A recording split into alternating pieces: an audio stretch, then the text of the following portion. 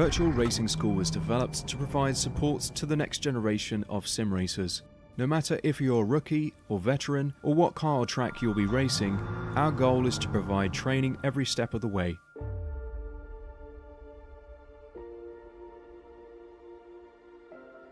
We found that iRacing can be quite difficult without proper training. There needed to be a way to prepare for on-track racing. With VRS, you can literally learn from the best sim racers in the world, including 4-time NASCAR iRacing World Champion Ray Alfala. And Ray Alfala is a 4-time champion of the NASCAR Peak Antifreeze iRacing Series. 3-time iRacing Grand Prix World Champion Martin Kroenke. Martin Kroenke becomes a 3-time world champion. Rallycross World Champion Mitchell de Jong. Mitchell de Jong is now champion for the iRacing Rallycross World Championship Series. And many other top sim racers. Data packs include everything you need to start learning. Our World Championship coaches create the data packs by setting a hot lap or a series of fast laps for you to compare, analyze, and replicate. Data packs also include a tutorial where the coach points out techniques they use to hit the fast lap. This gives you access to the latest driving techniques and setups before you even hit the track. Sign up for a free account and download the VRS telemetry logger. With this application running seamlessly in the background, your laps automatically start syncing to the VRS website. From there you can analyze and compare 2 laps of your choice, whether it's your data, the coaches, or your teammates. VRS will automatically target improvement opportunities so you can get up to speed even faster. VRS also makes it easy for you to request and schedule one-on-one or group coaching sessions. These sessions can range from 30 to 90 minutes, and you can select the car, track, and setup combination of your choice. Visit virtualracingschool.com today to sign up and get started.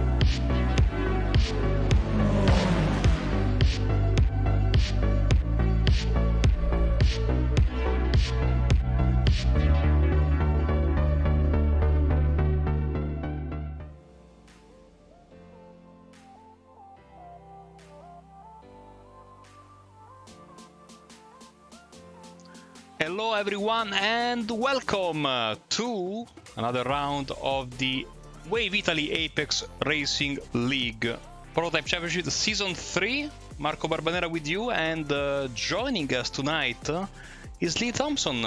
Welcome on board, Lee. Thank you, Marco. It's good to be here. You know, we're really scraping the barrel when I turn up on a broadcast. but no, I'm glad to be here for ARL Prototypes.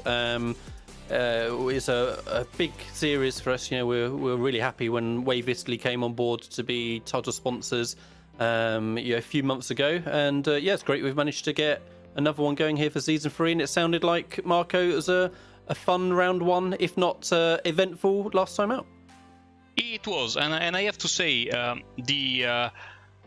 usually you can see races that can turn either way, especially on the bad side after a tough start. We had a big crash at the beginning of the race on the front stretch, but I have to commend the drivers. They really picked themselves up, and the driving standards were absolutely fantastic. We had a couple of, it's multi-class action at the Glen. There is not a lot of run affair, so we had another 1 or 2 big hits, but the racing was absolutely fantastic all across the board in the 3 classes we have. And of course, notwithstanding a couple of penalties here and there, the championship standings reflecting the 3 classes, the finishing order of what we had, and the least close class of them all was the LMP1, with Alexander Spets running away with it in front of Lennart Hart and Szabolcs Balog. You can see the RLR team has changed name, now Prototype eSports. It has been reflected in our graphics.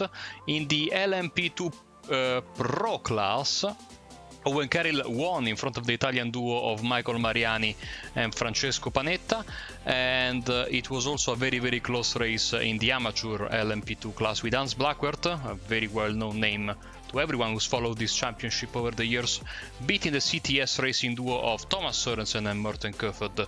Very, very close action, as we know and love from LMP2. And now, of course, we move to the Glen, to another historical racetrack in Monza, and I'd say the characteristics of the racetrack couldn't be more different. Yes, we didn't have the inner loop chicane last week, but still, Monza, a completely different beast to tame, and more akin to what we're used to as a European racetrack, so a bit more runoff area, but still lead this racetrack as, and we all know them, some very, very dangerous bits, especially at the beginning of the race.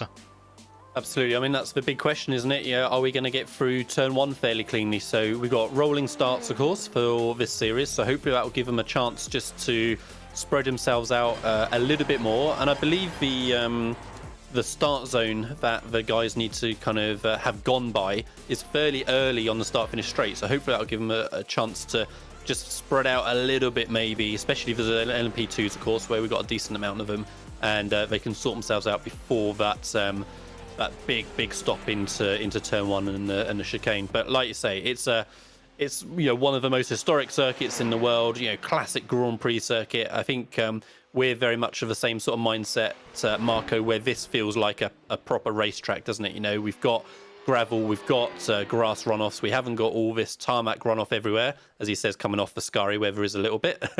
but this is the sort of circuit that we want, that should generate some, like I say, some good and fun racing out there. Absolutely, and it has been host for many years of the WEC Prologue event, and it also hosts fairly regularly the European Le Mans Series, so it's a track that has seen multi-class racing. There was the 1000 kilometer of Monza way back when, like 10-15 years ago, when they were trying to get sort of a, back in the days when the 24 Hours of Le Mans was still an invitational event outside of championships, and they were trying to build some sort of a series around it. I remember those days, again, 15, maybe 20 years ago. And the times are starting to roll in as the Protocharge guys, first, second and third with Balog, Rart and Yakubu in the LMP1 Pro. Zivi Szabo and Owen Carroll, the two teammates, first and second, but now being split by Riccardo Geroli of SRC Mivano Jr. Let's wait for Jan Korps.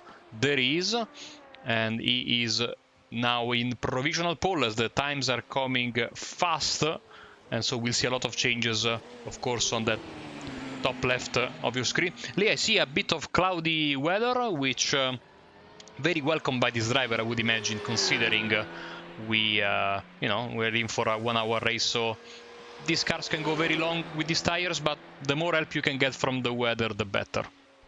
Yeah, like you say, it's going to suit them a little bit more, isn't it? It'll be interesting to see how that might fluctuate a little bit during the 1 hour race. The weather condition change is going to really suit a particular car or a particular driver, but we'll just have to wait and see. So yeah, if you're new to this series, and just to give a quick summary, we're currently in a 10-minute qualifying session, as you can see from the clock in the top left corner, coming up to kind of 5 minutes gone now. They're in a lone qualifying session, which means although we're jumping in our camera view between different cars, the drivers are only seeing the one car on track. So there's no draft effect, there's no tripping over traffic or anything. It's just who's going to bang in that quickest lap. And then, after this 10-minute qualifying session, of which I believe they have a maximum of 4 laps that they can attempt, I believe. Then we'll move on to that 1 hour race, as you said, Marco. We'll be expecting pit stops during the race, right? They're not going to quite make a full tank of fuel in a 1 hour race, and so that's going to add an interesting bit of strategy to it, somewhere around 1/3 to 2/3 through the race, perhaps. And we've obviously got the two different car classes. We've got the LMP1 designated with the red icons in the top left corner, so that's the Audi R18 and the Porsche 919. And then we've got LMP2 designated in 2 different classes, actually, because we've got a decent amount of entries. So there's Pro LMP2 and AM LMP2. So the pros are in blue there on the icon on the left, and the AMs are in green. And so they're running in the ever popular Dallara P217, that LMP2 version of the car. So it's 2 races going on, LMP1 and LMP2 at the same time, at the same bit of track, and that's going to get interesting as we get past the first few laps, Marco, as all of a sudden those LMP1s start thundering up to the back of the Dallara LMP2s. Yes, compared to the Glen, of course, this will be a bit easier for them because there are plenty of straights where they can boost past the traffic, but of course you're not always going to get your opponents that you want to lap in the straights. You might get them here in the chicanes, and that's where it gets tricky, where patience really can pay off. We saw last week the LMP1s especially going for wildly different strategies, some of them pitting as early as the 20th minute, and others pushing a bit more to the end of the fuel tank. And mainly the reason that was given to us in the post-race interview was to manage traffic. And in that regard, knowing when to pit, finding the right spot, and maybe having someone that can spot for you and your teammates and tell you, if you stop now, get out of the pits in this little bit of pocket of clean air, that can make the difference between finishing on the podium and finishing back in 5th, 6th or 7th. So strategy, whilst of course it's fuel only, can still be very, very important in this kind of races. We said once again, there is no need to change tires, but you still need to manage them, of course. If you change tires, the time you lose changing them is not worth. You don't make it up at all on track because there is literally no time. LMP1s can push even a bit more close to the 40-minute mark. LMP2s depends on the season, of course. In real life, at Le Mans, they pit every half an hour, so the ACO and FIA are trying their best as of late to keep them out of the way of the hypercars and the legacy LMP1s. And in iRacing, every season we know they like to tinker with the formula, so we will see today. It also depends on the track, of course. High fuel consumption rate in this racetrack, as you are basically flat out for, I would say, almost the majority of the lap.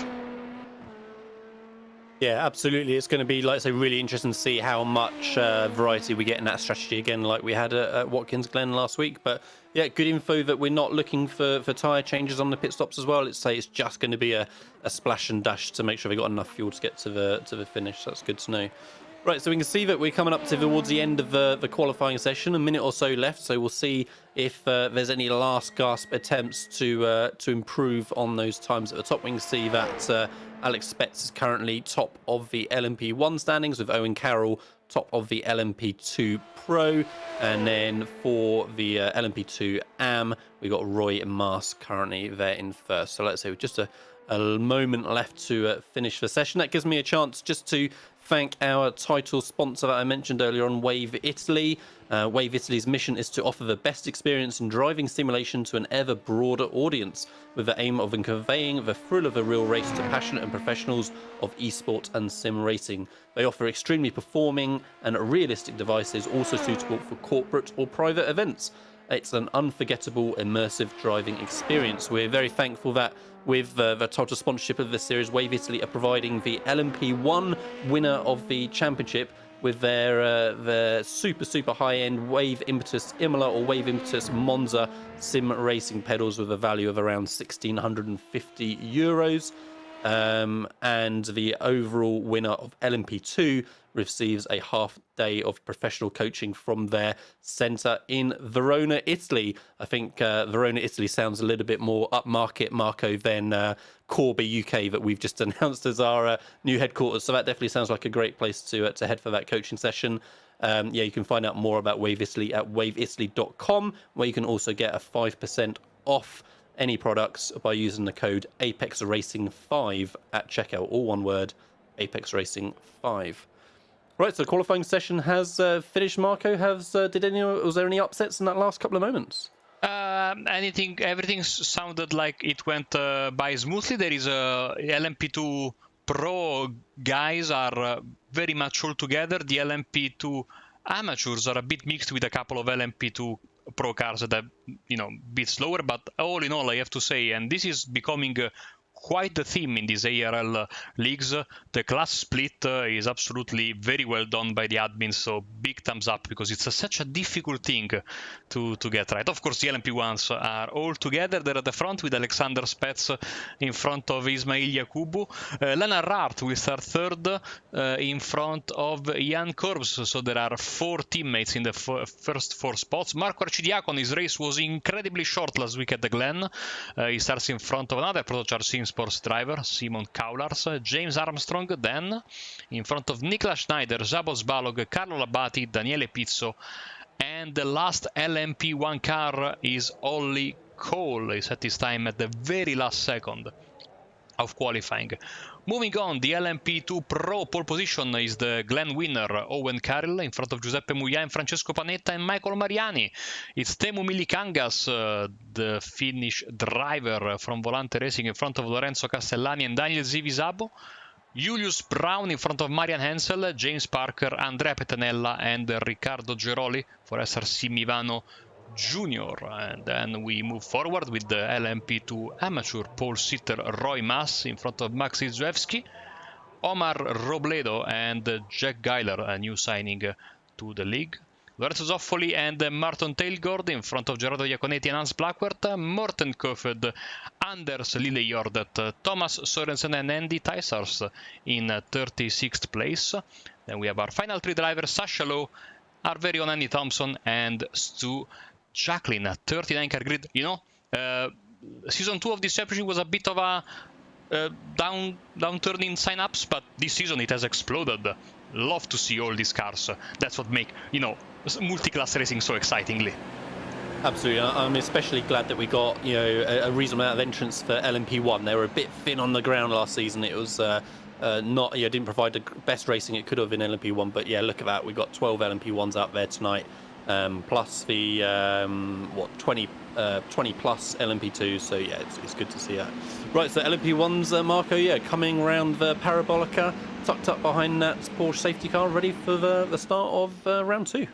Yeah, as you were saying, the start zone designated by the admins will have to be respected, and these drivers have been very good at respecting it. So pace car pulls away into the safety of pit lane, and we are racing with Spets pulling away immediately from his teammates Yakubu, Raart and Korbs as they try to sort themselves out as they come to the first chicane. Very tricky spot. We have a big dive on the inside from Arcidiacono. He tries to slot into 5th position. He doesn't get the job done, and a little bit of contact there at the back, but so far so good as the LMP1s, look at them, are taking the start right now with Carey leading the way in front of Panetta and Mariani swerving left, right and center, trying to break the draft immediately, as this is going to be very, very tricky with all these LMP2s heading into the first chicane. Yeah, what a great sight as they all fan out in the braking zone. 2nd and 3rd position are going to be side by side. All 3rd position cuts right across the inside of that first curve, but just about managed to scramble through. Looking pretty tidy for the rest behind, Marco. That was a good job from all the cars. Barely saw any little bumping, let alone anything more significant. So pretty much the whole field through the first half of the lap so far, Marco. Yes, and a couple of years back, a couple of seasons back, the big trouble spot was at the Serraglio, where we had that massive LMP1 crash, and we have a little bit of contact here at the back, but nothing major, just a couple of cars jumping the chicane. That's okay. You're going to get, of course, a massive slowdown penalty, but better that. Oh, and a bit of contact, and that's Martin Tailgård, unfortunately, being sent into the Lesmo 1 runoff area, as the LMP1s are already past the start-finish line for the end of the first lap. Yeah, it's unfortunate there, just that little, looked like it even might have been a little bit of netcode as they were coming through the first Lesmo. So yeah, unfortunate there. But like I say, overall, looking promising. Oh, hard braking there for the LMP1s of Labati and Balog. And oh, Labati spins on the exit, Marco. I couldn't quite see whether that was a bit of contact or just losing it on the curb. I dare say it was a little bit of contact, but yeah, that was looking pretty tight and close. Just as is the LMP2s as they come through the Parabolica. Castellani trying to tuck into the toe of Milinicus up ahead, and he's going to get a good draft now as they head into the first chicane. He goes outside actually, so felt like there was space if he wanted to have gone inside, but he feels like that's the line he wants to take and try and get the position for the second part of the chicane. Who's going to be latest on the brakes? Oh, car coming on the inside as well to almost make you 3 wide, not quite. And that outside lane for Castellanani did work out for him that time. Marco, can he hold on with the draft? We have a surprise, Jake Geiler, who was in third at the end of the first lap in the LMP2 Pro class, and he is had to wait for pit. Sorry, LMP2 apologies. He had a very good qualifying, but some damage probably, and he's already in the pit lane, or maybe something else, because it's been a long stop for him. He's still sitting in there, so usually these drivers have a fast repair at their disposal, so they can get in and get out. So maybe something big. Maybe I'm thinking about maybe possibly a jump start, but that's difficult because it's we have basically our own start, so and the LMP2s have no risk of jumping the green flag, of course. So maybe cut the chicane didn't serve the slowdown in time. A great battle here for second in LMP1 between the teammates. Yeah, and great to see the battle between the 2 different cars as well, with the Audi R18 and the Porsche 919. But like I say, that was looking pretty tough as they head into turn 1 a few moments ago. And like I say, for now, Yakubu having to be the one to settle into Raat's rear wing and bide his time a little bit, maybe. I mean, so it's a long old race, Marco. It's not a 15-minute sprint. It's a 1 hour. I mean, endurance would be a slight stretch, granted, but it's a 1 hour race, so there's no mad rush for Yakubu. Obviously, a huge part of the LMP1s as well is all the energy saving that the drivers are doing in the background as well. So, who's going to bide their time and save their energy for either later in a lap or later in a race, and who's going to try and push it and go flat out? And it certainly feels like at the minute that Alexander Spetz at the front has decided to go, and he's pulled nearly a 3-second gap already on these guys. Yeah, Yakubu had a very, very tough race last week. He had a good qualifying, but then at the very first lap he had a very hard crash at the carousel, so certainly looking to do better today. Is he firmly in the draft of his teammate, now pulling onto the left side of the track, but good defending from Raat. Will he force the issue with his teammate? He sort of left him a lot of space, I have to say, and still, but if they keep on doing this, they might slow down considerably. And we see that Alexander Spetz, once he pulls away, it's very tough to catch. So let's see if I'm sure they are on the radio with each other, so they might say, guys, let's get in line, let's push, let's stay together with our teammate in the lead if possible, but otherwise we will just be forced to fight for scraps. Absolutely. I mean, just in that little bit of squabbling that they did at the beginning of the lap, it lost them a second and a half to Spetz already, and so it's really become a 4-car train now. So these guys, if they do want to try and hang on to the coattails of Spetz, they're going to need to try and work together a little bit as well. And like I say, being teammates, there's perhaps that opportunity there to keep themselves in the hunt. We can see it's looking a fair bit closer at the very front of LMP2 Pro, with Owen Carroll still leading over Michael Morani. But just a second gap or so, just drifting away from the sweet spot in the draft. But both of these guys have got a 3.5 second gap or so over third position of Muir, back in the as we see him clatter over the curb in the background coming off a chicane. And traffic already. Yeah, LMP1's having to start to cut their way through the tail of the LMP2 AM field, and we can see that for Raat, he's just lost a little bit on Yakubu through this section, it seems, and he's just trying to claw his way back in, and he's got a lot of draft there, so he's going to work his way around the outside, but it looks like Raat should have that covered off pretty comfortably. And again, Yakubu's just going to, or Raat, is going to have to just bide his time a little bit more. These cars, of course, not only have different kind of fuel in them, of course the Audi using diesel and Porsche using petrol, but also they have different region methods. The Audi only under braking, if I'm not mistaken, while the Porsche can also regenerate a bit on the straight, which of course in Monza could come very, very handy. Yeah, it's interesting. Obviously, in the LMP ones, the Audi R18 is the majority of the field, with just a couple of Porsches in there. But say with Ratz, they're leading the Porsche charge, if you like. It certainly looks like at the minute like they hopefully going to be matched evenly enough to make it a battle. I saw lots of talk in the drivers' Discord during the week about the strengths and weaknesses of each of the LMP1s, and maybe a couple of drivers looking to change cars. So yeah, we'll see whether Leonard Rath there can continue in the Porsche, but he's under pressure from Jan Korbs going down the inside in the Audi, and looks like fairly comfortable on the brakes for now, and Rath just getting pushed down the order ever so slightly down into 4th place. Arcidiacono fallen way down, probably a slowdown in the first lap, now fighting with the likes of Daniele Pizzo down into P10, P11 of the class. Owen Carroll pulling away ever so slightly from Michael Mariani in P2 Pro, and in P2 Am there is now Riccardo Geroli in between Hans Blackworth and Roy Maas, first and second, two teammates, Stage 1 Racing seniors, with Thomas Sorensen sitting in third. We have a couple of cars already out, Jack Geiler and Marian Ansel, LMP1, LMP2 Pro and Am respectively. Yeah, like I say, not too bad to be honest. Like I say, just 2 free cars sitting at the bottom of the timing screen. Good to see, 36 cars still out on track running around for now, and Zoffoli very, very wide off the exit of Parabolica, using all of that Astro and a little bit more. And what kind of run can he get on Mars ahead? And Zoffoli pushes his way to the inside. It felt like Mars had that line covered, but no, Zoffoli wasn't having any of it. And is he going to be able to get it stopped on the brakes and get that move completed? Mars trying to hang his nose in there, but has to back out of it. And of course, in recent times, we've seen plenty of instances in that chicane in real life.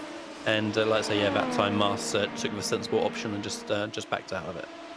As the race leader going past these guys we were just watching, and of course this means that the chasing pack is also coming through at the same time, with the top 7 cars now being the Pro Charge Team Sport drivers. And there's a bit of a kerfuffle there with Zuewski, the LMP2 driver, going around.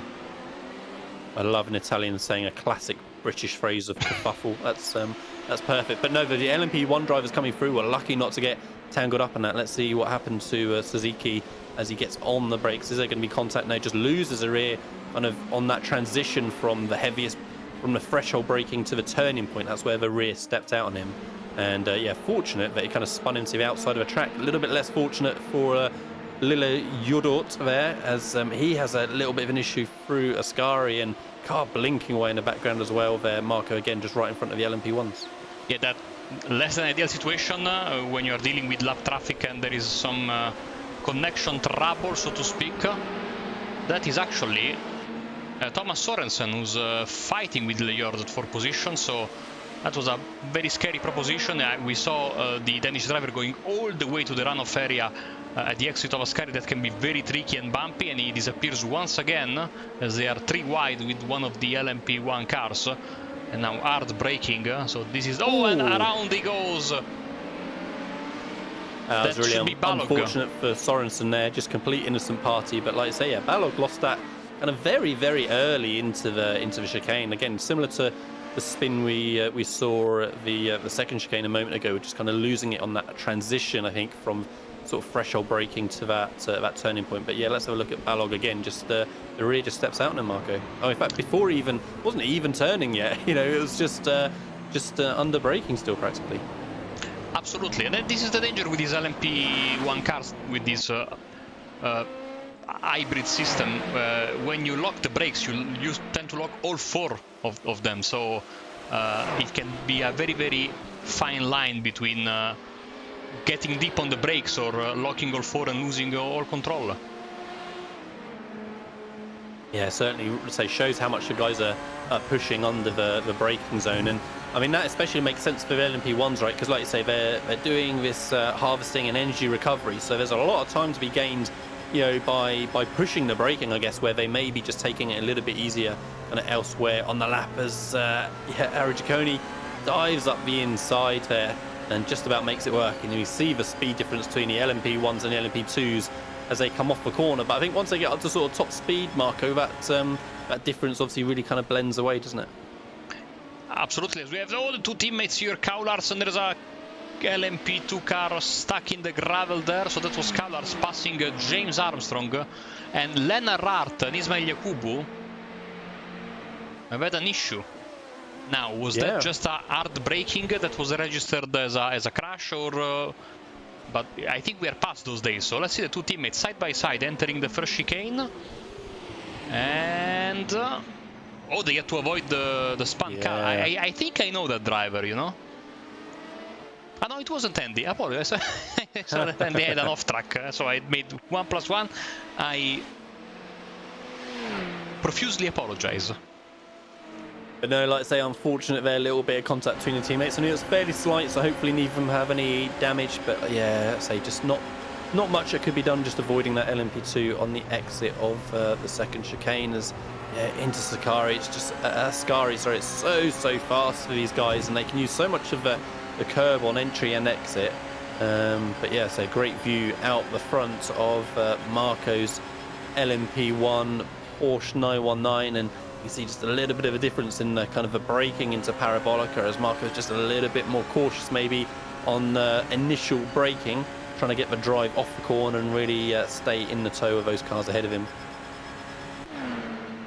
Lost a little bit of time though, coming down the front straight in the end, and yeah, Schneider in the LMP2 going to be under pressure, but manages to get the car turned in before the LMP1's quite reach him. Fight between drivers from three different teams, 7th, 8th and 9th.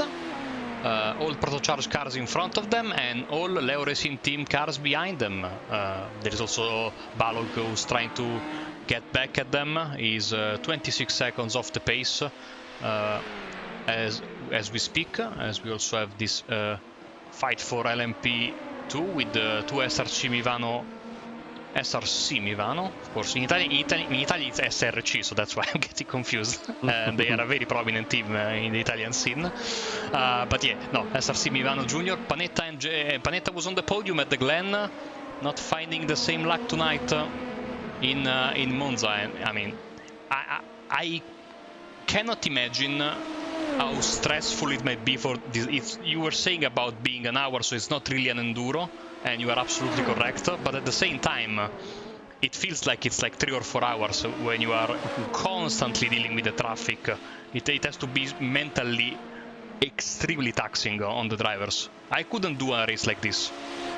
I mean, it's that weird kind of combination, isn't it? Where, like I say, you know, an hour is a long time of driving, but because it's they're pretty much flat out the whole time. You know, it's not like they're really pacing themselves and making sure that they can get through this, you know, 6, 12, 24-hour race.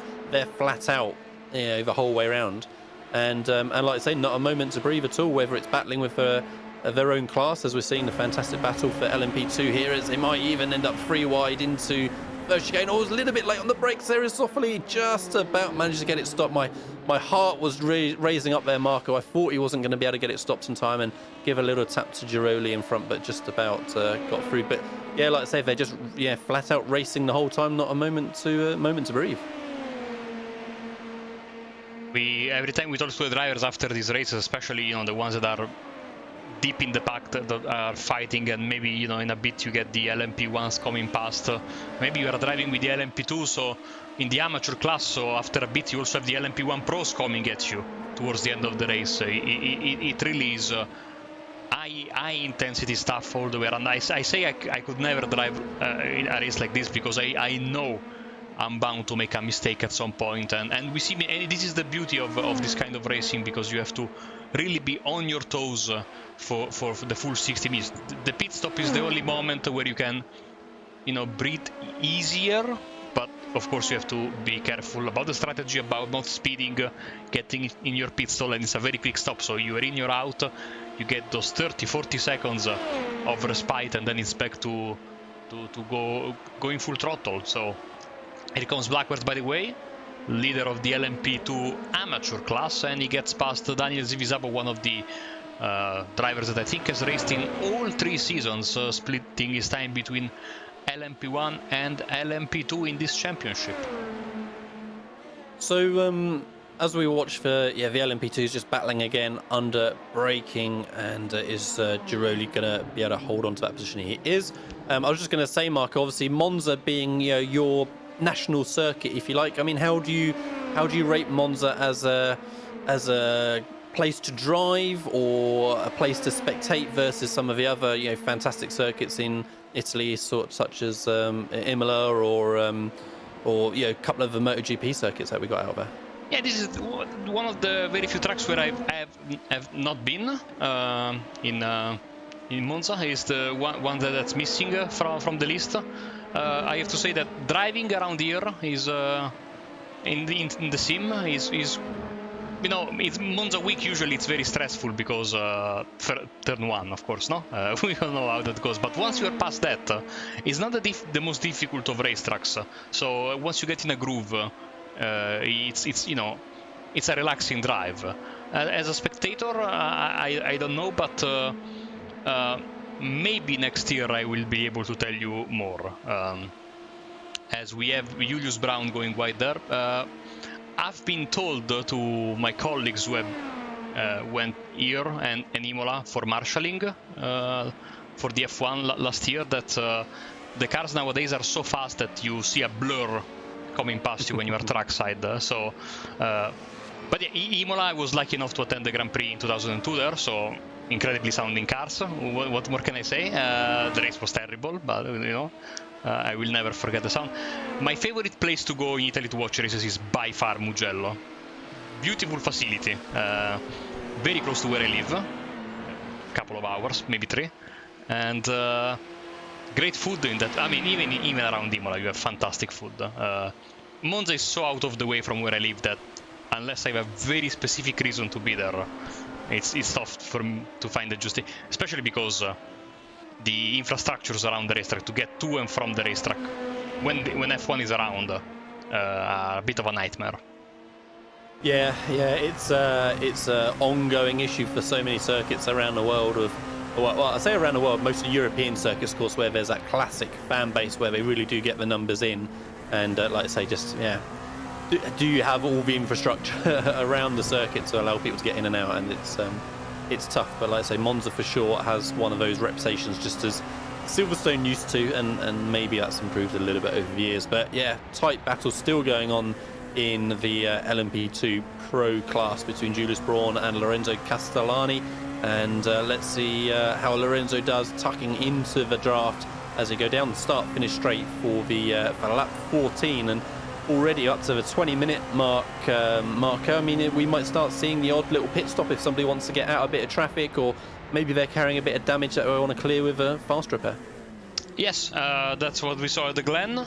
Giulio Castellani is really lifting at the end of the straight here, so really looking forward to get a quick pit stop for his LMP2 Dallara for Leo Racing Team towards the end of the race. We might see that, especially now the Protocharge guys have really spread out compared to the beginning of the race. So maybe a guy that maybe James Armstrong will maybe go for a stop a bit earlier, but there is no. Maybe Schneider and Kohler in a bit of traffic. There's Arcidiacono, who after the poor start he had, he hasn't been able to make a significant push for the top 5, and so these drivers are the ones looking at possibly getting the odd strategy in and try to get some clean air. But at this point, if we look at the track map, you need to, there's just a couple of pockets of clean air, and apart from that, the racetrack is quite full.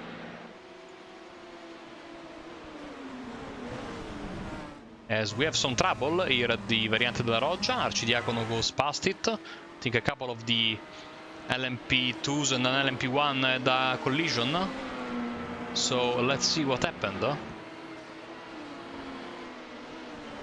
That was only Cole who went off. and went straight together with one of the LMP2 cars, and then rejoined, of course, having to serve the slowdown. Didn't do him any favor whatsoever. So Arcidiacono up into 8th place. Quick update from the LMP2 Pro class with Owen Carroll, the winner of the Watkins Glen race. Is looking to go for a repeat, and we were talking about it. Yeah, there we go. Yes, I was only 2 minutes off. I'm pretty happy with that as my guess. But like I say, yeah, LMP1 cars, Korbs, Yakuba, and Kurlutz all coming into to pit lane together. All teammates, as we can see from their liveries as well. And yeah, it'll be interesting to see where they end up shuffling in once more of a pit stop shakeout. So just like last week, the Protocharge SimSport guys are splitting the strategy, and this time it's Yakubu, Kurbs, and Kaudas that took the early stop. Again, not expecting any LMP2 stops until way later in the maybe around 10 to 15 minutes probably for the LMP2's first stop. We're saying the LMP2 going to a quick recap. Hans Blackwart still leads the way. And Roy Maas, his teammate, still second, and still third is Thomas Sorensen, whose connection, still blinking away. Not doing him any favor, and of course putting you see now on the track map, these guys have stopped, and now they have a bit of clean air in front of them, and the closest LMP2s are heading for the Parabolica right now, so that this was an interesting call and a good call, one can say now, after the stops. Yeah, it definitely looks like it gives them the opportunity to really bang some laps in and try and make a little bit of progress over the basically their teammates, isn't it, that they're looking to make progress over, who will be looking to pit a lap or two later maybe, as tight under the brakes for the LMP2. I thought going to get into the back of the LMP1 there, but fortunately all under control. None of the other LMP1s looking like they're coming in this time by. So yeah, might be a nice little split of strategy, like you said, Marco, with them running a fair chunk longer. Castellani's just been keeping Braun here just occupied the whole race long, haven't we? Each time we switched him, we've seen within this sort of 1 second or so of the car in front, but not quite able to really put the move on so far.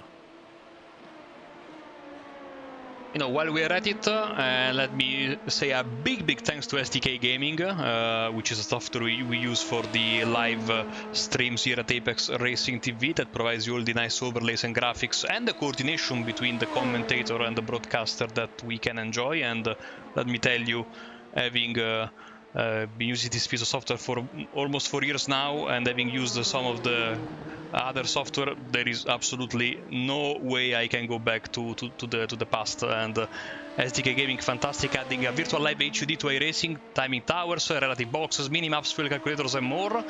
Because yes, you can not only use it for your live streams, as you know, broadcasting the leagues, etc., but also for your own personal streams, for example on Twitch, on your when you race. And it can also be used as a overlay that you can put on top of your iRacing to display all sorts of informations you can find useful whilst driving, such as the battle boxes, iRating gain, minimap, anything you can want and more. You can adjust your team strategy on the fly with the most accurate live timing of iRacing. sdk-gaming.co.uk for more informations.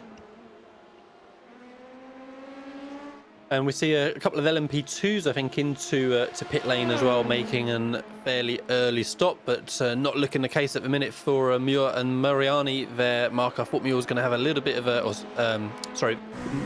wrong names, Milicanis, putting Muir under pressure, but yeah, I thought he was going to have a little bit of the sniff into Parabolica, but that would be a really optimistic place, and he bided his time. And let's see if Timo now can make this move into the chicane. Dives out nice and early. Looks like he should have the overlap. Can they both get it stopped nice and clean? Timo cuts across nice and sharp, but with enough space to the car behind. And yeah, nice clean move from the two of them. Let's see if Timo can make a little bit of a gap now. And the LMP2 car just in front of him is a lap behind, so he's actually got a bit of time to the next car in position. Temu, one of the new stars of the IGP Fan Series we broadcast on Sundays. as we have a crash for Alexander Spets from the lead of the race. And it's tricky for him. He's not able to instantly get going. Marco is desperately trying to get the car turned without ending up on the gravel and having more problems. So, yeah, a lot of time lost for Spets there. That could be pretty critical for seeing where the 3 cars we pitted earlier on come out. And, yeah, we're going to see it now. It's going to be sort of on the switchback to the left. No, it's so early. He lost the rear on entry again. So that's what the third or fourth car now, LMP1 and LMP2, Marco, that we've seen just losing the rear kind of barely even before they've turned in or on turning. And I mean, say Monza, the cars are super trimmed out, of course, to try and get all the top speed. And so these are, yeah, the cars are kind of arguably the most difficult to drive here at Monza than you're kind of likely to find anywhere, really. Yeah, he was very lucky in his error, because that LMP2 car went, I think, 1 millimeter away from the front right of his car. And that with these cars, they are not Formula cars, but they are still not very resistant to damage. Yeah. So you can get, and if you get, let's say, front right damage or the suspension, you're at the beginning of the lap. You have to do an entire lap with bent steering. Who knows what can happen, especially in traffic.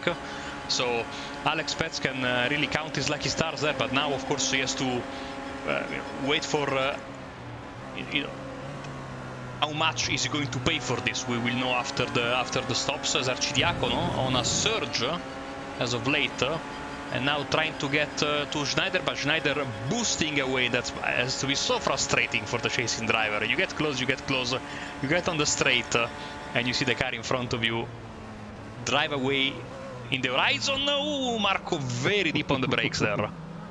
I had exactly the same deep gasp in as well. But yeah, just looking at the pit lane times and the current gap between Spets and the 3 cars who pitted earlier on, Balog, Yakubu and Qualats, they're all in pit lane for 43 to 45 seconds, so we can expect maybe a little bit less for Schneider has a huge moment on the gravel, and we can expect a slightly shorter stop from Spets because he's going to have less fuel to put in, but he's right around that bubble. We can see the gap on the timing tower on the left, position 9, position 10, position 9, 11 and 12, 30 seconds, 41 and 43. So Balog at the moment looks like he'll have the jump on it's not Balog that pitted, sorry, it's Corbs that pitted, I do apologise. So Corbs, Yakubu and Kulats will get there in the end, all right on that 40-second marker, and that's about the time I expect to see him in pit lane for Spets. So he needs to probably stay out as long as he can, bang the lap times in to try and make sure he can come out in front of the Marco. He lost 10 seconds in that exchange, Spets from Corbs with that spin. So that's quite a lot of time, So we know Spets is incredibly quick, but so is Corbs. So we've seen them fight over the title a couple of seasons back. So it's certainly not an easy task now that Spets has put himself to. But with multi-class racing, you can make up the difference. It's not the easiest thing in the world. You need a bit of luck, but it can be done. But those 10 seconds, and you see in the next lap Spets only gains 0.2 of a second, so it's going to be a long crawl back if he wants to make back that time. Yeah, definitely one to watch for sure. We'll be keeping a very close eye on when Spets makes that pit stop, as Marco has a little dive into Lesmo 1. Looked pretty clean in the end. I worried that maybe it was going to catch Schneider just off guard a little bit, but no, it ended up nice and clean for both of them, and just in time for Marco as well, as the LMP1s start to make their way past as well. So that was the right moment to get by, but problems for Carlo Labate there in amongst the LMP2s, Marco. Let's see what happened to him. Yeah, he was following the 277. I think he went a bit too deep at the second Lesmo corner. He went for the move there at Lesmo 2, and a bit of a risky move. They were lucky not to hit each other there. Yeah, like I say, just a little bit rushed, a little bit hurried, I think, from Labate there. But yeah, fortunate for everyone to get through cleanly, as Schneider and Cole battling away. Cole just tucking back into Schneider's slipstream. Is Schneider going to go to the inside? He's not. Cole going to make a little bit of a dive? No, he backs out of it a little bit early. And Schneider just about getting it stopped. But yeah, Daniel Pizzolo there right with them as well. So 3-car battle for 6th, 7th and 8th currently. in the LMP1 class. Yeah, it seems like these LMP1s, especially the ones that had a difficult start at the beginning, they are all coming towards each other. And we have this nice four-way fight, Arcidiacono, Schneider, Cole, and Pizzo. We'll see how they will stack up after the pit stops, which are a few minutes away for them as well. Of course, Labate trying to make a comeback after spinning in the opening. It was the second lap of the race.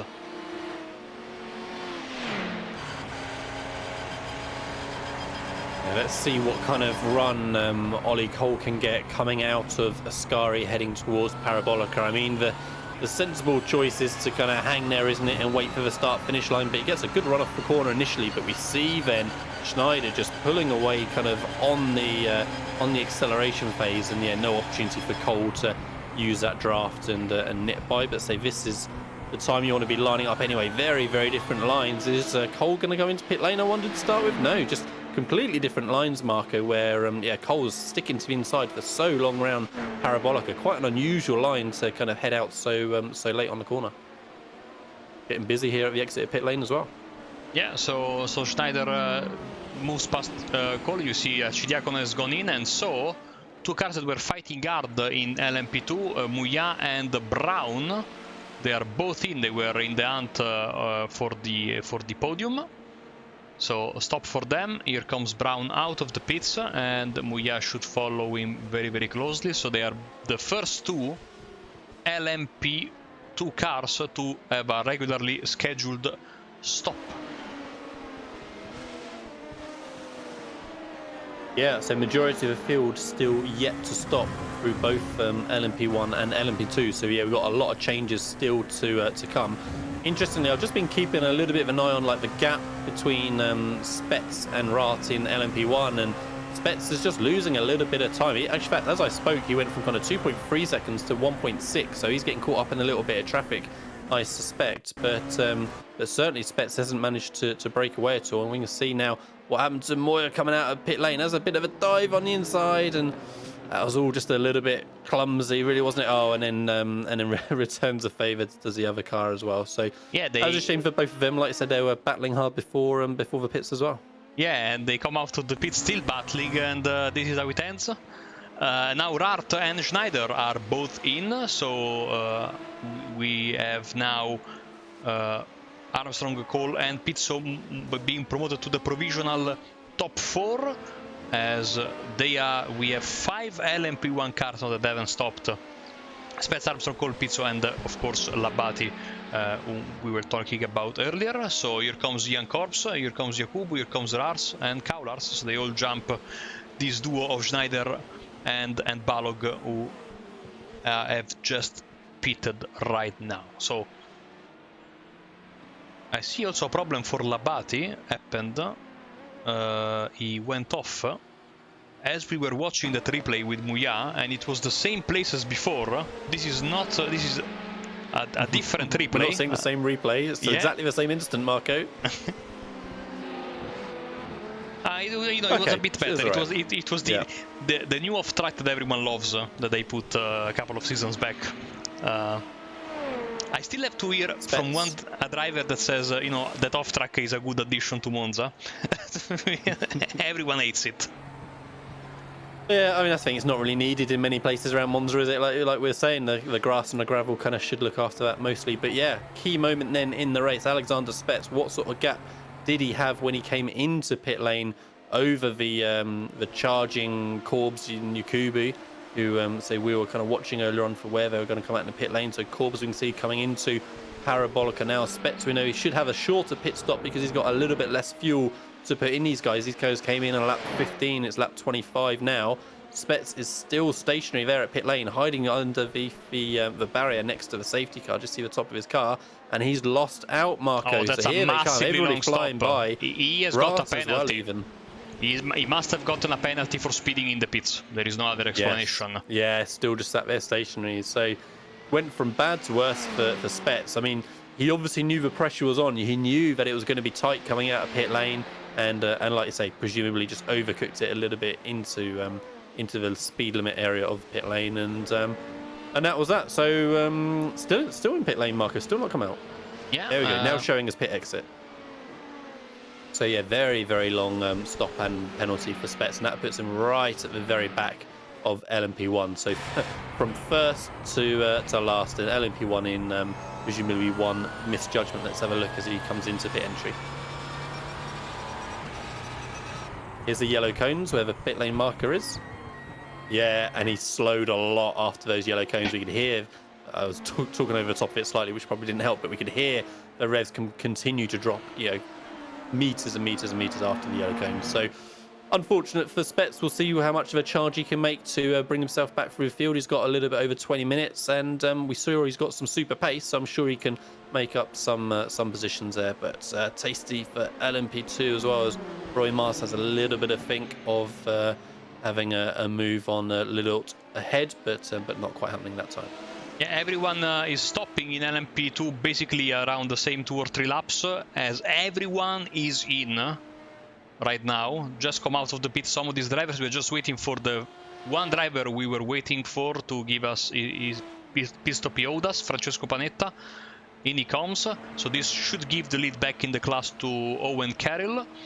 As I was saying, Panetta on the podium last week, but not having his best showing today, so Carroll takes back the lead. Here comes Panetta's teammate Mariani back into second, and Millie Kangas, as I was saying, a rising star in the IGP Fan, which you can catch every Sunday on Apex Racing TV at 9:25 GMT in the evening.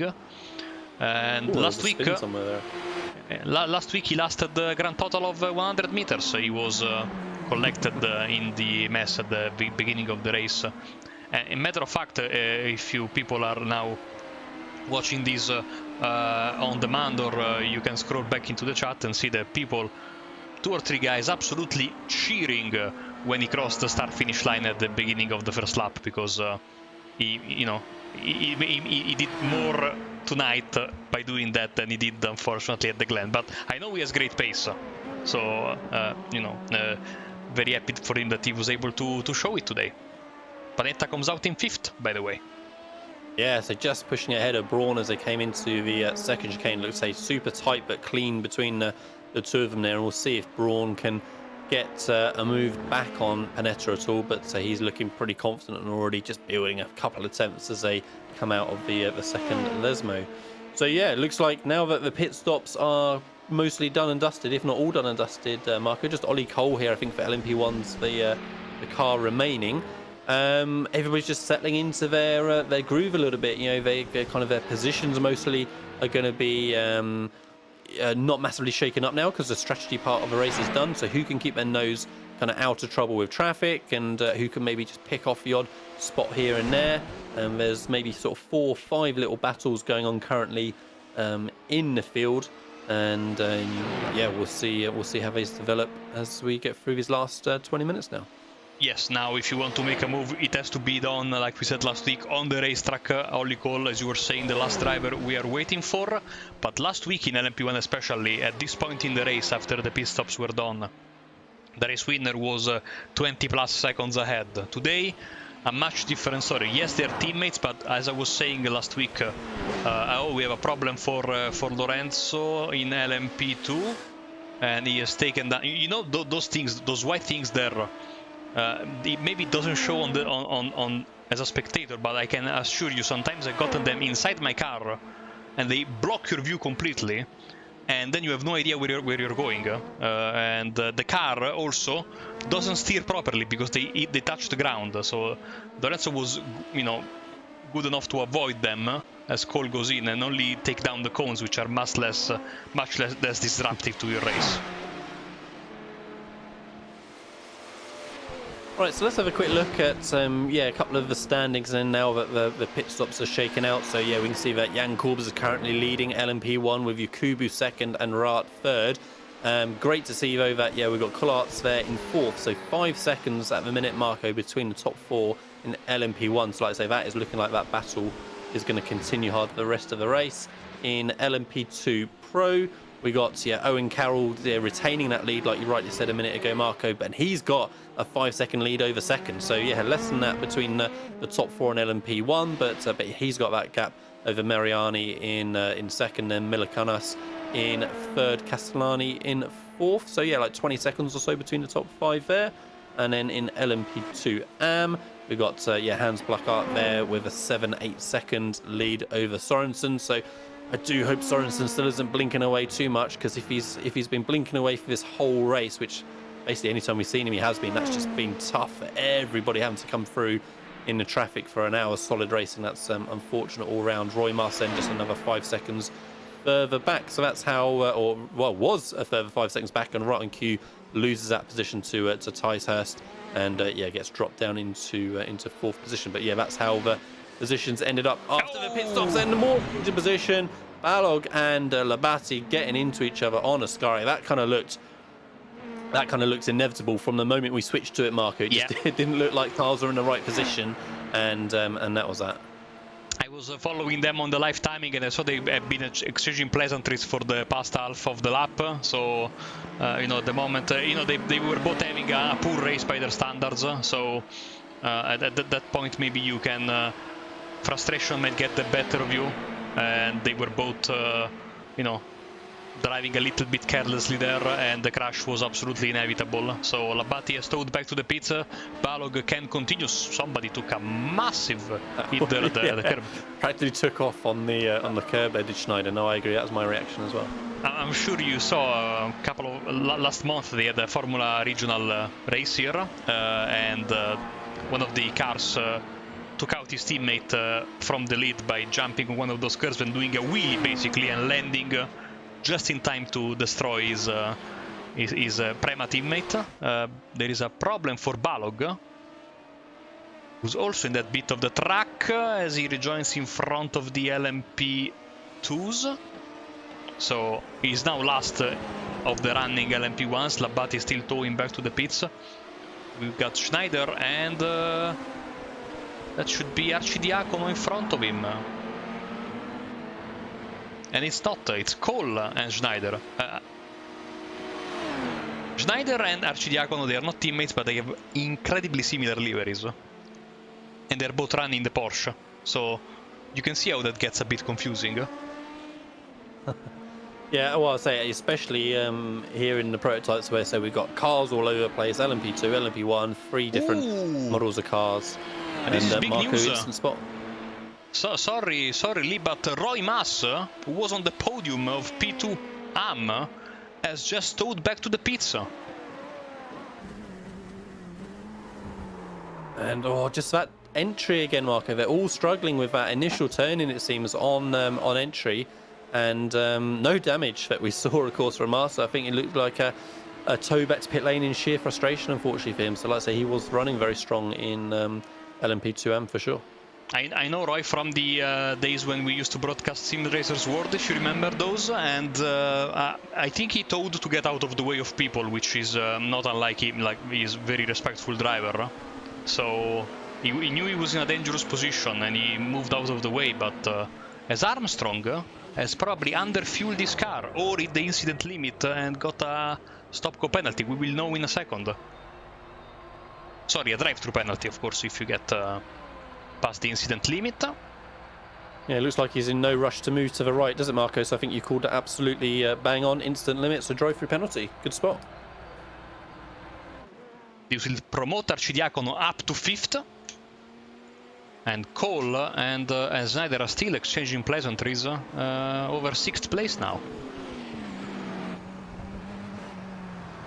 Yeah, and it's looking busy there again with still cars in front blinking away as they're trying to negotiate their way through the chicane. But it's just LMP1s and LMP2s just never stops on a circuit like this, especially. They're always going to be mixing it up and moving their way through, as Schneider just needing to bide his time behind the LMP2 through the chicane. Let's see what kind of drive he gets off the corner, and yeah, easily clear before he gets to the first Lesmo then.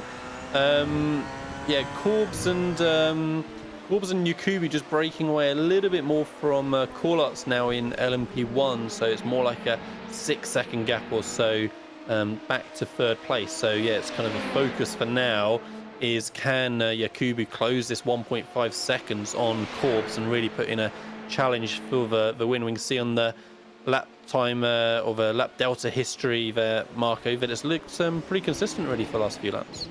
It absolutely is, and this is all good for Corbs because the gap stays more or less the same, but the time, of course, available to the drivers diminishes second after second as we are heading into the final 10 minutes of the race, more or less. Brown and Muya, here comes Julius Brown. He fakes a move on the inside, then he thinks better of it.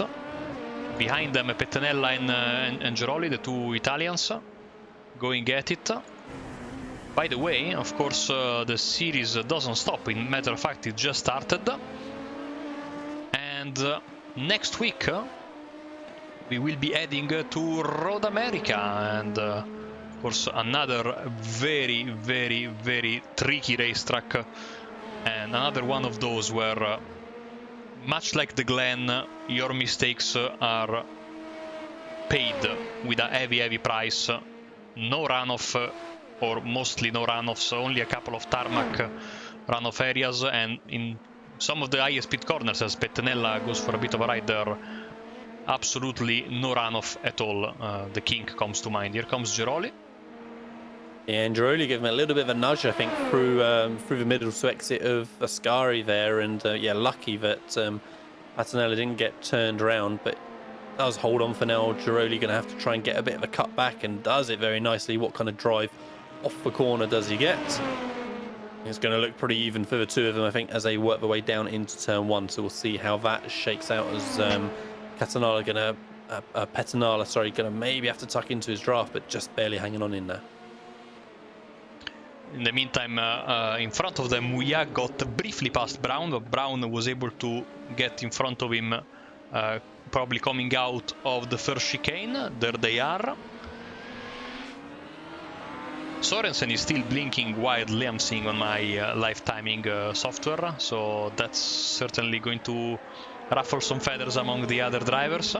As you were saying, of course, it's not, the scariest places to blink are an oval, probably, and a multi-class race with a lot of lapping involved. Yeah, it's tricky. I mean, chances are Sorensen knows absolutely that he's blinking away, because for him to be disappearing on our screen practically any time we look at him surely must mean that every car disappears for him almost constantly, Marco. That's how it's experienced, isn't it, when you're blinking away? And so it's one thing to kind of hang on out there when you're just kind of staying out the way and you're just in a single class race, but unless somehow Sorensen doesn't realise, which I'd be really surprised, it's the wrong decision, unfortunately, to be out there still racing. You're just causing constant issues for everyone else, and really risking kind of big incidents. So yeah, these things happen, internet connection, park it down as, mechanical failure style, and I'm afraid it's something that really next time need to be pitted for, and try again next round, Fortunately, we've not seen any real issues, have we? Yeah. Corb, is it massive traffic?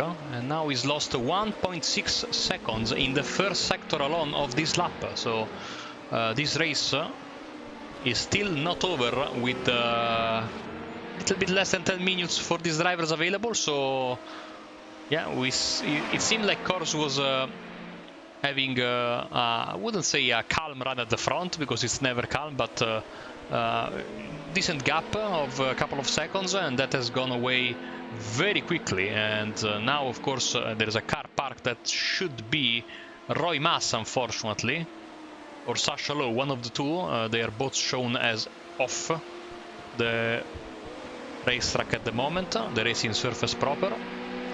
So yeah, let's see the lap time comparison. 0.4 of a second lost by Corbs in the previous lap, or gained by Yakubu. Let's see lap 34 as they come past the start-finish line, 1.8 seconds. So yeah, the battle is on, absolutely. And just having a quick look elsewhere on the timing tower in LMP1, Alexander Spets has got an opportunity, Marco, to make up quite a handful of places still. So he's only moved up 2 spots since he got relegated to the back of the field after his issues with a pit stop. But actually, he's only got like 6-7 seconds between him in 9th and Marco in 5th place. So with 9 minutes left, yeah, we'll keep half an eye on that timing tower and see if Spets can suddenly make up a fistful of spots, but yeah, Yukubu now close to within 7/10, Marco. Yeah, and you know, this has been a bit of a role reversal of a race, because usually by this time in the race the LMP1 field has settled and the LMP2 fields are the ones giving us the fireworks. Today it's a bit different. The LMP2 fields are, knock on wood for all the drivers involved, pretty much all set, whilst with a couple of odd scrap here and there for the positions at the back of the grid. And the LMP1 field is the one that's absolutely looking like it can give us incredible fireworks. As James Armstrong is off, and there's a poor rejoin. Yeah, I was lucky. It was just the single car kind of coming with enough time to get out of the way. Like I said, I was looking a bit awkward. Let's see what happened to Armstrong on the brakes into chicane. No, we have to cut away. No, different one. No, we have to cut away because we have a pass for the lead. So there we go. So Yukubu then trying to push past on Corbs, gets the run into turn 1, brakes super late, does get it stopped. And see what kind of run Corbs gets. Corbs are so much more patient on the brakes. I wonder if that's going to set him up nicely into the next chicane. What kind of draft are we going to see? He's not closing yet, so I think yeah, Yukubu's going to be safe for the minute. Yeah, I think maybe that was a bit of tactics as well, Marco, with energy usage, because like I said, last 2 laps or something, Yukubu suddenly stormed up to Corbs and practically just driven straight past him. Yeah, all the 3 drivers at the top, by the way, are drivers that have stopped on lap 15, so the early pit stop, just like last week, paid off handsomely for these drivers. And we'll see, of course, there is the big, what if with Alexander Spets. We will never know, of course, but looking extremely good for Yakubu, Curbs and Coularts, the 3 drivers who took the early stop in the LMP1 field tonight at Monza, as we are getting ready to get into the final 5 minutes of the race. And let me use this moment as the drivers are coming to the Parabolica to say a big thanks to Virtual Racing School. Improve your on-track performance with 50 plus data packs for road and oval racing, of course, setups, track guides, data analysis software, and one-on-one coaching. And Lee, I've been told that it integrates perfectly with the Apex Racing Academy package, right? Yeah, absolutely. So Apex Racing Academy providing 30 data packs, group coaching sessions, one-to-one coaching opportunities as well, sort of direct access to coaches. VRS subscription is far from necessary for Apex Racing Academy. You'll be absolutely happy, I'm sure, with just the Academy package. But if you do happen to have both, then yeah, you can make the most out of both tools. So you can find out more about them at apexracingac.com. And by the way, the coaches for the Academy in the last 2 days have won 2 iRacing World Championships. So congratulations to Apex Racing team and John Robertson for winning the IRX World Championship in the Rallycross, and to Peter Berryman for winning the IR01 World Championship last night. Amazing job from all the guys there. Absolutely. Just hope you don't do the pit entrance to coach job to Michele Costantini. I love Michele, oh man, it's good that we can joke about it, but he was so dejected after the first round when he was looking good and had a massive penalty at the Glen. And then, of course, the first round and the final round was... of course, it was the unsafe pit entrance yesterday, which I didn't even know it was possible to get on some of the road courses. But, you never stop learning. No, absolutely. I'd say pushing the limits of the sim out there for sure. Yeah, Moya still pushing Braun. I mean, let's say every time we've looked at him, he's been still within this sort of 1 second window of Braun, but still not seeming to be able to do anything about it. So yeah, it seems like Moya at the minute may need to settle for that 7th position in class. Corbs has come back at Yukubu, Marco. So this was a choreographed swap, because I was keeping an eye on the live timing, and they were 0.6 of a second apart, and then all of a sudden Corbs makes the overtake, entering Variante della Roggia. So probably some and Panetta is off from the top 5. Is he back on track? Yes, and he's still in the top 5. So yeah, so probably some tactics button being pushed right now at Protocharge eSports Rukanor Black. Yeah, we'll keep an eye on that and see if that's how they stay for now. I mean, so it's a little bit early to swap cars with still a couple of laps remaining. We see there's like 3 minutes left on the clock, and they're just about to come over the start-finish line now, so we're still going to have 2 more laps expected. But yeah, like I say, it's awesome that in the LMP1s we're still seeing 3-4 cars within 5-10 seconds. It's amazing for a 1 hour race in the, especially say in the LMP1 class, where you may not expect quite the tightest of racing that you get in the LMP2s, as Yakubu in the background just slightly deep into chicane, just meaning that Corbs can really leap away out of the exit there and just pull up another couple of attempts from Yakubu. We owe you a replay. Panetta from P5 in LMP2 Pro is still there, so he didn't lose any position. Ooh, he was caught out by that other car in front of him. Either he was too late on the brakes or the car in front of him was too early on the brakes. So disaster averted there, as they will take the white flag this time by. And it looks like a lockout of the top 4 positions for Protocharge eSports Rukanor, but Olli Cole doing a fantastic job in 5th place, and a nice comeback from Arcidiacono after a poor start to finish in 6th. Spes, Schneider, Pizzo and Balog round up your top 10, as Muya and Brown are still going at it. They have been going at it for the past 15 minutes basically. We'll keep an eye on the LMP1 leaders as well. Yeah, Moya looking in a much more challenging position all of a sudden, moving around before the braking zone, trying to find an opportunity to get by, but nothing happening still quite yet. They have got Panetta just a couple of seconds further up, so that could well affect things as well if they just catch him, and we'll see if Moya can actually get that move done at the last gasp. That would be desperately disappointed for Braun if that was the case, wouldn't it? Corbs and Yakubu, Marco still half a second apart, but you can see that Corlettes is right there now as well, so it's going to be a team orchestrated photo finish, I think, for the top 3 cars there, all saying their matching liveries in the Audi R18s, and all running line astern for this final lap, it seems. Yes, and I love when it's very satisfying when we get for sure, and we know that the 3 classes will come to take the checkered flag in order, because LMP2 Pro Leader has just taken the white flag, and in a bit the LMP2 AM will take the white flag as well, so it's always satisfying and makes my job much easier, by the way. I need a bigger screen, 27 inches doesn't cut it when it's a 30 car field with 3 classes.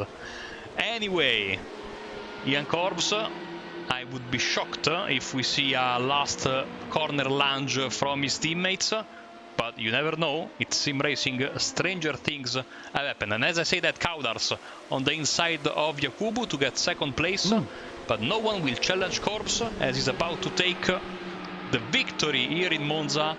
It's a 1, 2, 3, 4, maybe, because here comes Kaulars. Don't do like Ferrari. Corbs trying to give everyone a scare. Corbs wins the race in front of his 3 teammates. Here comes Owen Carroll trying to get 2 out of 2. I had bad flashbacks of Ferrari in the early 2000s. At this circuit as well, right? No, it was in Indianapolis. Interlagos, yeah. When they tried to do the swap and didn't really work. Owen Carroll wins in LMP2 Pro, a great job. Michael Mariani also again on the podium. And Millie Kangas will finish 3rd. There he is after the disappointment of last week. Here comes Brown with Muya. LMP2 AM leaders are in the middle of their final lap. Here we go, and a bit of contact. Bit of contact. Brown stays in front. Muya has to settle for 7th in his class. Now, where's the LMP2 AM leader? There he is. Hans Blackworth. He will be a bit sad about his teammate Roy Maas crashing out from a comfortable 2nd position. But he is certainly driving very, very calmly to his 2nd victory in a row again. And there is this beautifully presented Stage 1 Racing Seniors car. and takes a commanding victory here at Monza. Thomas Sorensen will finish second, and Andy Tysers, actually, they're already past the start-finish line. Everyone is, so the LMP2 leader was the last car we were waiting for, basically. And so we can give you the results for tonight's event. And they should be on your screen right now. There we go then. Ian Corbs with a great victory over Simon Kaularz and Ismail Yakubu. Lennart Rart in fourth in front of Olli Kohl, Alexander Spets, Marco Arcidiacono, Niklas Schneider, Daniele Pizzo and Jabol Balog in 10th place. The winner of LMP2 Pro was Owen Carroll in front of Mariani and Mili Kangas. Lorenzo Castellani, Francesco Panetta, Lorenzo Toffoli, Omar Zoffoli, chiedo scusa. Sì, I started talking Italian, this is a disaster. Omar Rovledo in 17th place overall, and Riccardo Geroli in 18th place. Then we have Andrea Pettenella and Daniel Zivisabo, then Hans Blackworth, the winner of the LMP2 amateur class, Julius Brown, Giuseppe Muia and Anders Lillejordet, they are pro drivers. Then some other amateurs, Thomas Sorensen, Andy Tysers, second and third in their class, Gerardo Iaconetti and Maxiv Zuewski in 28th position. Then we have Martin Tailgord, Morten Koff, James Armstrong, LMP1, that's some trouble, Sasha Lowe, Stu Jacqueline, Andy Thompson, James Parker, Carol Abati, Roy Maas, Jack Geiler, and last but not least was Marian Ensel, who finished 39 laps down, retiring on the first lap. So it's been a great race. We have some interviews, but first I need to say a big thanks to Lee Thompson for jumping into the broadcast. And Lee, it's been a pleasure having you. Yeah, and to you, Marcus, always great to jump into the broadcast view. Like I say, doesn't happen that often. And yeah, I'm glad we saw a fantastic race out there. So yeah, be interested to hear what the thoughts of the drivers are in their interviews now. Awesome, thank you, Lee. We'll catch you next time, hopefully. And now let's have a chat with Owen Carroll. Or did I misread your message and you can stay here until the end of the interviews? That's fine. I'm going to lurk in the background, sir, but I'm going to let you take charge, yes, sir. Awesome. Owen Carroll in the booth with us is the winner once again of LMP2 Pro. Owen, welcome to the booth. How's it going? It's going well, guys. Good to have another win on the belt. So yeah, feeling good. I can imagine that feels very, very good. How was the race today compared to the Glen round? Of course, wildly different racetrack. How was it out there? It's pretty relaxed, to be honest with you. Like, Watkins is a very high-intensity track, a lot of camber corners, but this is very relaxing with all the straights. You have a nice break in between all the corners. But yeah, it felt quite relaxing today. I can assure you that looking from the outside, the word that came to mind was not relaxing at all. I mean, I saw cars darting left, right, and center.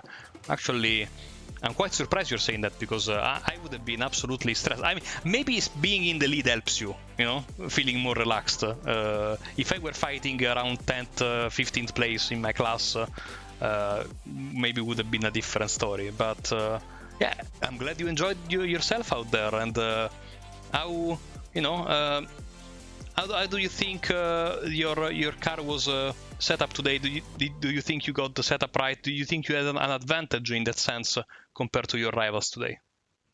A little bit, yeah. I mean, the guy behind me, Michael, had quite a lot of straight line speed, which during my prep races for this, I hadn't experienced before. So I was a little bit scared at the start, but I knew I had the corner speed to kind of break away a little bit, which came into my favour in the mid part of the race, especially. But yeah, maybe I could have had a little bit more straight line speed, but the mid-speed cornering helped quite a bit. And of course, we are going back to North America for next race. We are heading for the beautiful Road America racetrack. How are you feeling about that? I'm feeling pretty confident. Road America is a track I've done quite a lot. So yeah, I'm feeling pretty okay about that one. It's probably not my strongest track, but one I feel that will have a lot of battles and a lot of straight line, straight line speed as well. So getting the setup right for that will be pretty tricky, but yeah, I'm looking forward to it. Awesome. Well, congratulations, Owen. Before we let you go, anyone you'd like to thank? Yeah, I'd like to thank the team once again. We had a newcomer in this race, Jack Geiler, and shame that he didn't last another lap. But yeah, just shout out to everyone getting prepared for this race, and yeah, next level racing once again for supplying the rig. Awesome. Thanks, Owen, and hopefully we'll have a chat with you next week. Thank you very much, guys. And now it's time to have a chat with Simon Kaularts, who finished in second place overall. Simon, welcome to the booth. Welcome, thank you. Yeah, was an insane race with mental moments, down and ups, and in the end, Team Black from Proto Charge, Rucano SimSport got a triple podium. I'm so proud of my team. And about the result we got, we played as a team, we did some nice strategies that end well in the end. Yeah.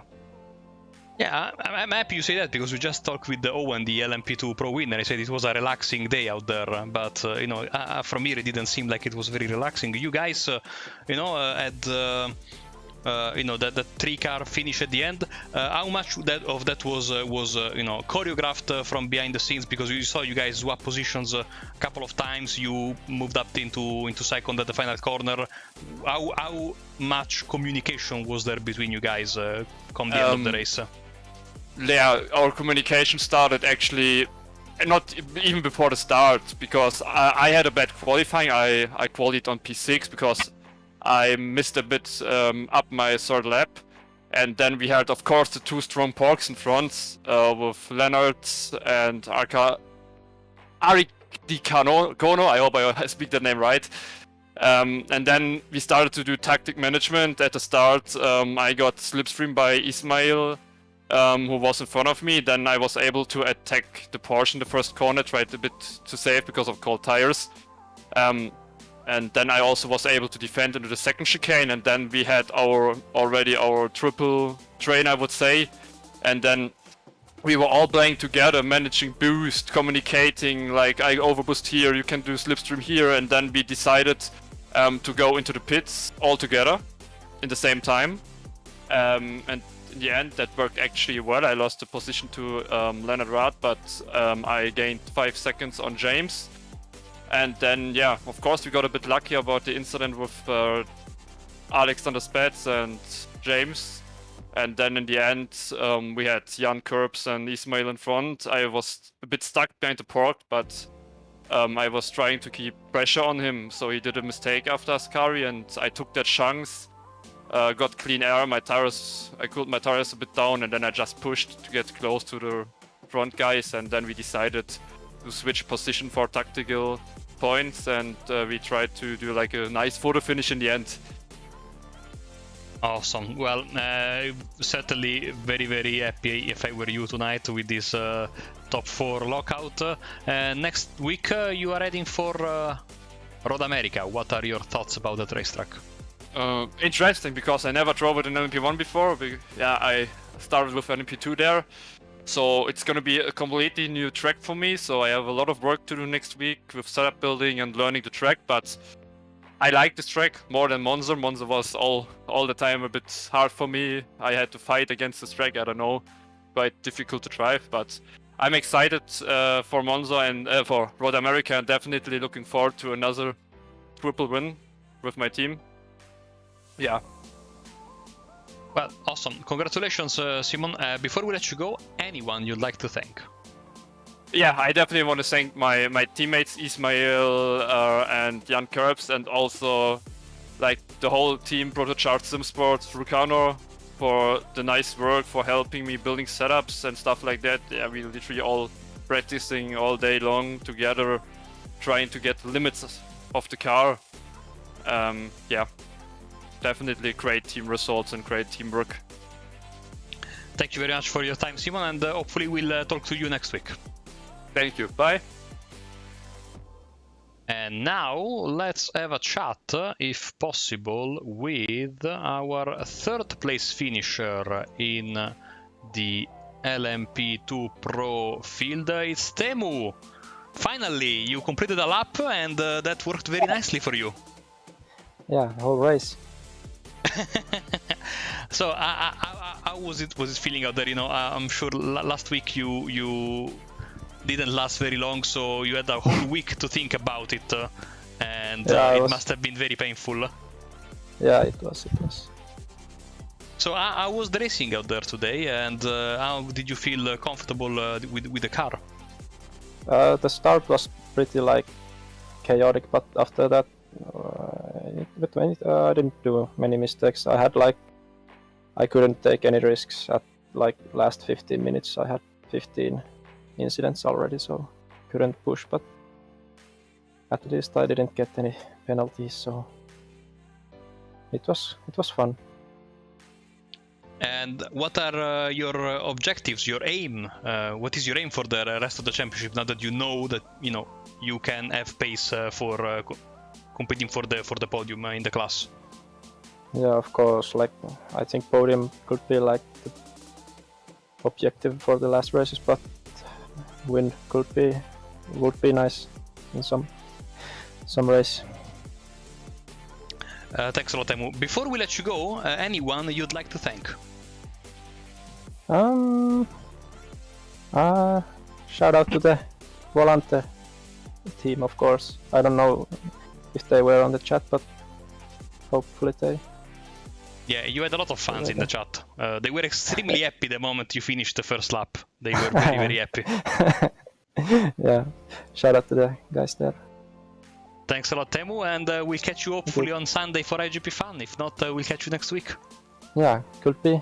Maybe see you on Sunday. Awesome. Thanks a lot and enjoy the rest of your day. Yes, thank you. Bye-bye.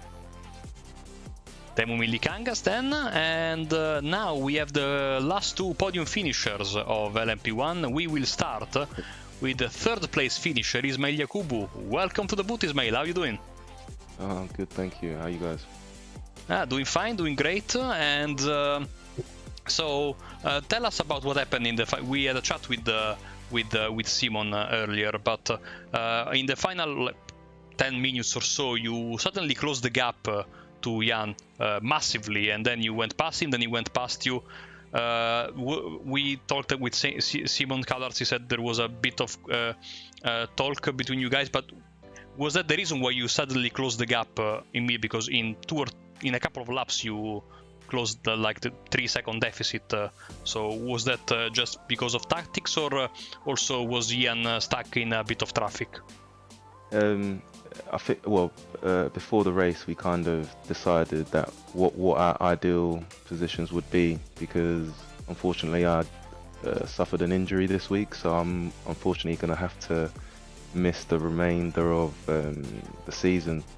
So because I'll have to have surgery next week.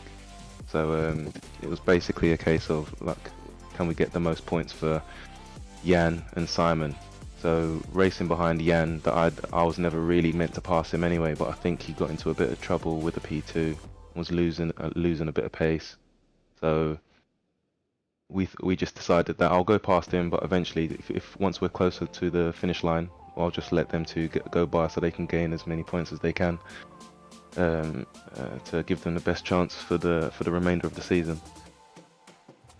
That makes me very, very sad, because you always put on a great show, Ismail, when you are in the field. So first of all, we wish you very well with the surgery, and again sad, but at least you leave the season with the podium. At least you have this consolation. Of course, we'll be waiting for you with open arms eventually in season 4 when you recover. Yeah. It was sad to hear the news, but yeah, in the end, just I had some fun, and be my final race for the season. But yeah, hopefully I'll come back next season and pick up where I left off. But yeah, just glad today that we was able to get a 1-2-3 for my team. And yeah, man, it was a really fun race, good clean racing. Yeah, exactly what you want it to be in LMP1. Thanks a lot. Well, before we let you go, if you have to give shoutouts or say hello to someone, this is your moment. No, it's okay. Thanks very much, but I don't need to. Awesome. Thanks, and we will be waiting for you. Alright then, take it. Bye. Ismail Yakubu, sadly giving us this news that he's out for the rest of the season. We'll be waiting for him, as we said. Jan Korps, the winner of tonight's race in LMP1. Welcome to the booth. How's it going? Yeah, actually fine. Yeah. So we talked with your two teammates, so we already know about your great strategy, how it played out, at least in the end of the race. But I also want to talk about the decision to stop early, which was also done last week, and seems to be the, of course we will never know and because Alex had the mistake, but at this penalty, but of course you also had the mistake earlier when he spun after you guys stopped. So lot of question marks, but what really matters, of course, in the end is the result. And we saw that when you guys stopped, when you, Siwan and Ismail stopped, and then you came out of the pits, you had some nice clean air in front of you. Was that the decisive factor of the race? And who did you decide to stop already at that lap, or did you call it on the fly, basically? Well, first of all, we already planned to stop that early because in this series you have so many LMP2s which are just driving around like a big chain on the track, and to find your way through it so early in the race is really costing you much time and also a lot of patience, which you don't really have on this strong competition right now.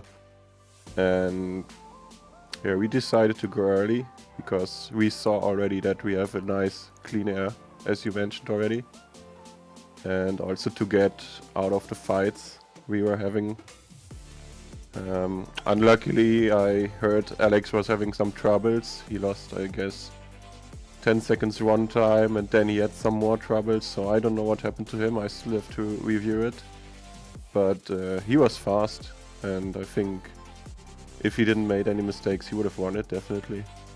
And also, in the end, when we decided to just drive together, not fight each other, so when we made our stop, we decided to run together, not lose any more time than necessary, and do everything else after the race, or more like in the last lap. And, go ahead, sorry. No, it's just we were just focusing to drive this race as a team and not as a solo performance. So, yeah.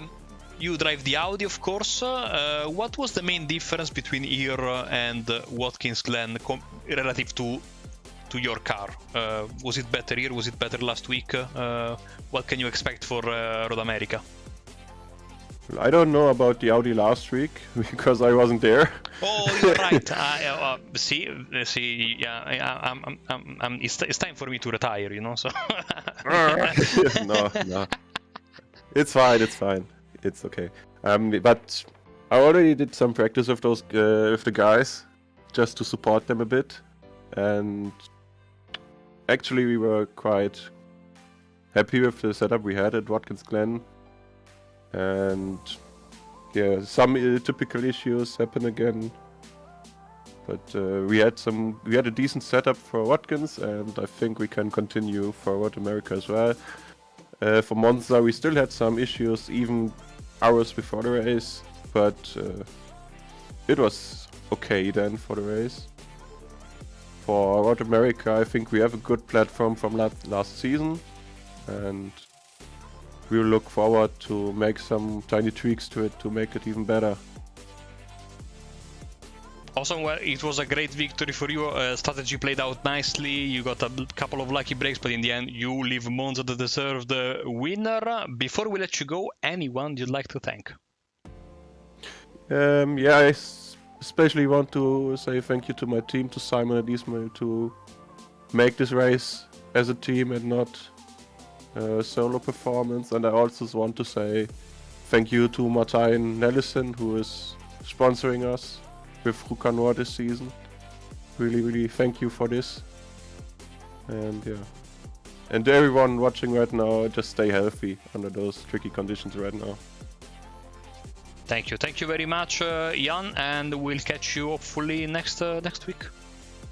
Yeah, thank you.